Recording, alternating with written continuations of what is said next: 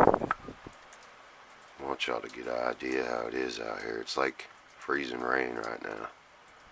It's December 9th, 3 o'clock, 3 p.m.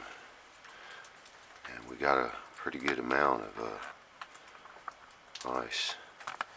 I'm going to zoom it and show you. I might have to move it. I can edit it. Let me see if I can get some snow off my truck there. Some of that ice pelletized stuff they got. We got a lot.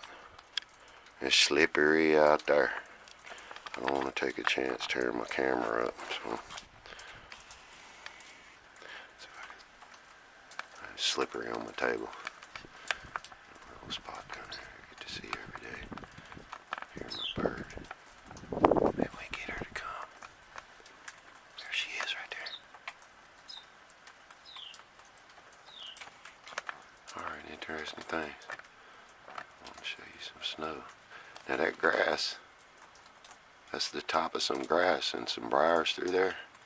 But that grass back in there is every bit of a foot and a half.